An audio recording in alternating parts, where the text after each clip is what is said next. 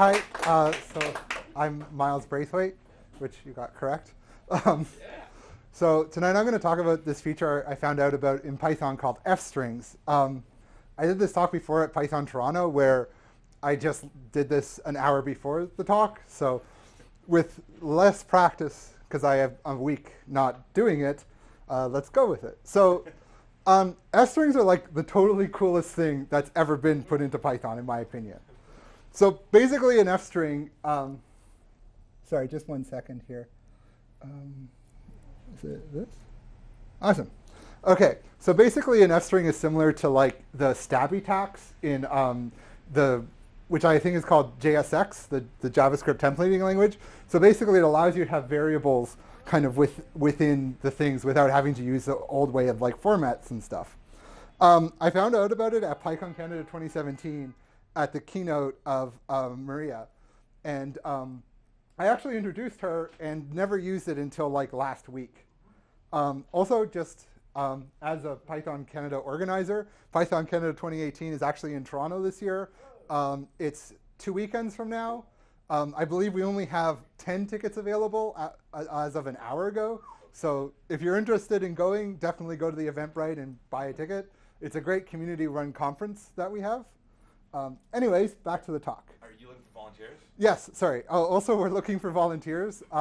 If you're interested to come and volunteer, that's great. We have all positions available. So if you want to do that, it's great. It's also a great way to meet the community and stuff like that. So on to the talk. They also support things. They also support expressions actually within it, similar to, that's strange. There you go. They also support things within it. So as an example, we can run the upper function within it off a string. They even support dictionaries. So as you can see here, it has a simple dictionary. Oh, so they're not like the most perfect thing in the world. You actually have to use some common sense. But basically, you can get around that by just using the other quotes. But like, look what else you can do. You can format your strings to have commas and things. That's pretty awesome. And something after we were able to do, but it now looks nicer. You can even function dates within it, similar to basically every f-string that is around in every programming language. And of course, you can even use them within classes. So we can kind of see here that we can like run them within the class as well as within the f-string itself. We can actually input different parameters in it, which is really cool. And it's fast. So here's a very scientific graph. I'm using pandas, so you know it's scientific. For some reason, all right. We can kind of see here, this blue bar right here is f-strings, and the rest are actually slower. So since for my last talk, I actually added a couple things that people said were actually apparently faster, which they aren't. This actually is an interesting thing of how Python handles caching in a really intelligent way. The very first time you run an f-string, the first time it's slower than everything combined because it actually has to cache what is being done. And then once it actually caches it, it's blazing fast because it has that support. So yeah, that brings me to the end of it. We're currently hiring at my company a student co-op / junior software developer. If you're interested, you can come. We aren't looking for a student co-op. It's just we would like to have it for a $3,000 tax break. But you know, I was told recently that we could waive that for a programmer who's willing to make $20 an hour. What's Fairtax? Fairtax is the company that's building, well, the company above where I'm working. Okay. I'm working on an application called Grant Match, which is basically we try to, Match.com, but for grants was how it was pitched to me. But ever since I heard it, I assume it's Match.com just for grants, like Grant the person. But anyways, we basically use machine learning and different types of algorithmic models to figure out like what best grant would actually match for your business. We also analyze large amounts of FIPA data and things of that nature to like kind of do it. And basically right now, I'm the only software developer. So if you do come to work with me, you'll work with me like one-on-one. And not only that, I can give you all the stuff I really don't want to have to do anymore. which is, as I've been told, is what you do with the junior software developers. Yeah. So, do I have anything else? Oh, so thanks for your time.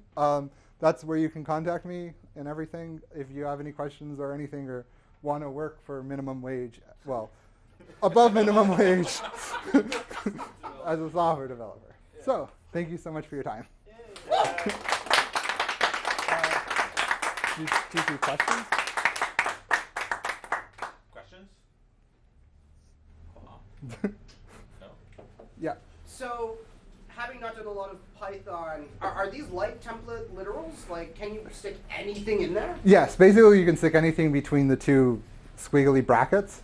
Cool. It's pretty powerful if you use React, which I'm told is not actually, I thought it was ES6, like in everything, but it's like JSX is different than, I'm very confused of JavaScript's like ecosystem, so I'm sorry if I don't, but like JSX files have those like stabby brackets and you can put stuff into it. Sure. It's a similar function in Python. Like Okay. we before had this thing called, actually let me show you my Jupyter notebook.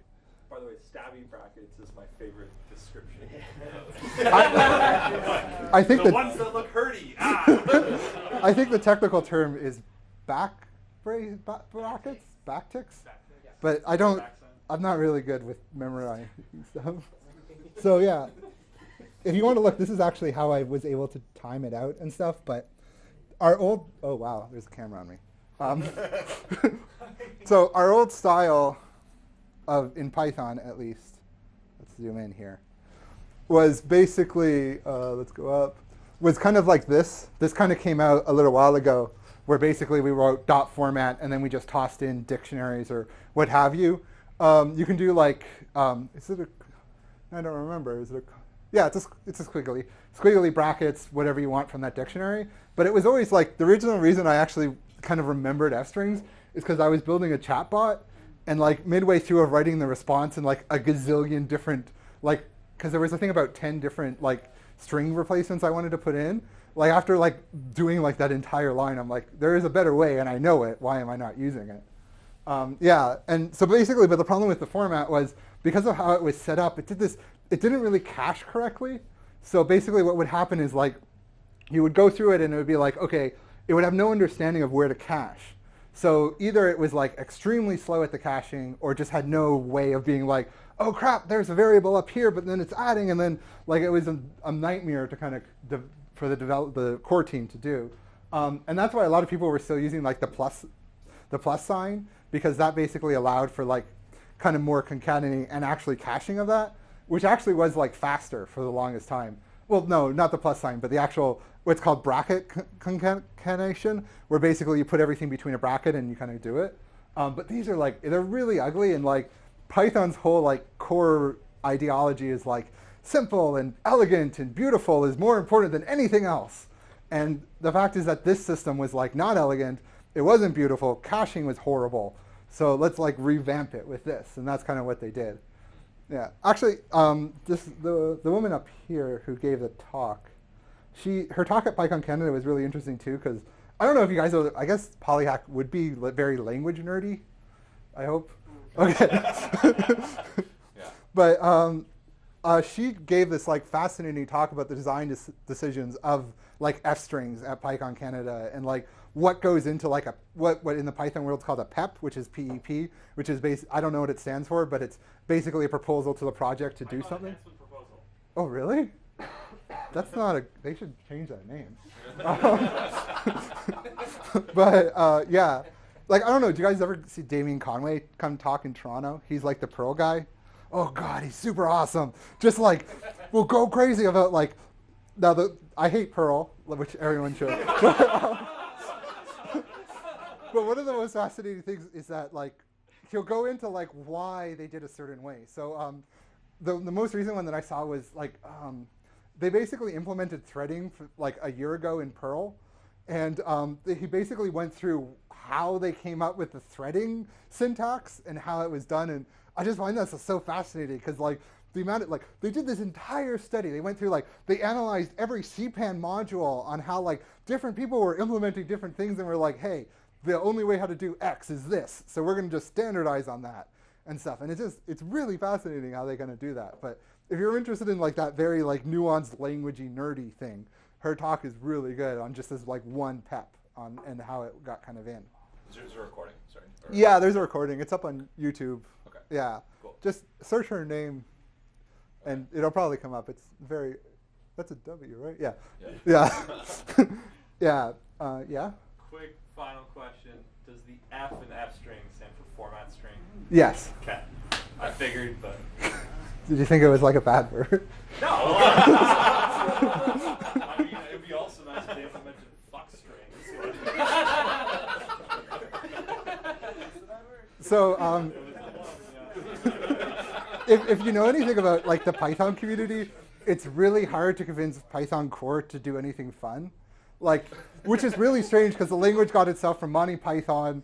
There used to be Monty Python references all over the place, but ever since like NASA started using Python, the Python community said like, we have to take this seriously now. Like, it doesn't matter like what it is, and so like there's this standardization to like better naming conventions to be more like enterprisey. So like, you know, Cheese Shop, which used to be like the package index, is now the Python package index and stuff. And there's like a bunch of these weird changes to like the core and like, so yeah, there was a whole discussion about whether or not F strings was going to be interpreted in the naughty way versus like formatting way. And so like, yeah, it's one of those weird things that like the Python community suffers from, in my opinion, at least. So, yeah. Cool. Okay, thanks so much.